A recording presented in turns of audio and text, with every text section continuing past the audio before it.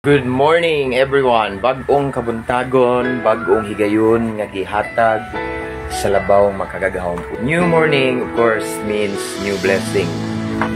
Kung ano naman tayo mga kapakyasan sa niaging mga adlaw, pamatata sa Ginoo karon aron ang atong mga sayop sa kagahapon atong kuha og leksyon nga magpupunta and then atong i-apply ang leksyon karon no.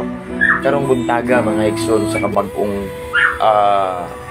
higayon nga gitugot sa kahitasan nga puno sa paglaom. Pila ka karon ang nakabsan sa kinabuhi.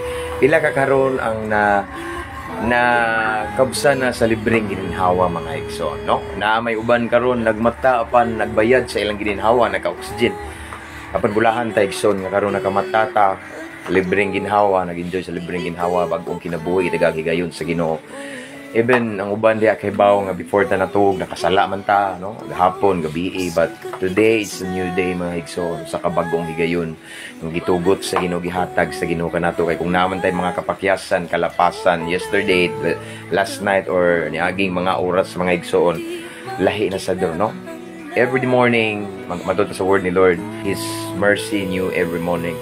Meaning mga igsoon matag buntag ang kaluoy sa Ginoo ginabag-o. Ngano ka no?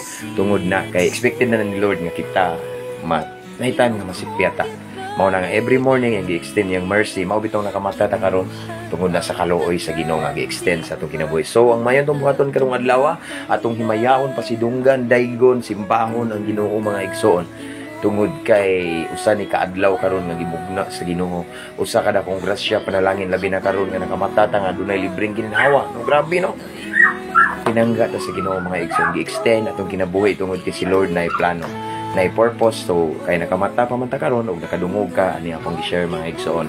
Today is a great day to celebrate, to worship the Lord, to adore Him ato siyang himayaon pasidunggan daghan ta kay grason nga ato siyang pasalamatan tungod kay unas tayo tungod sa gasa sa kinabuhi ngayang ihatag karon.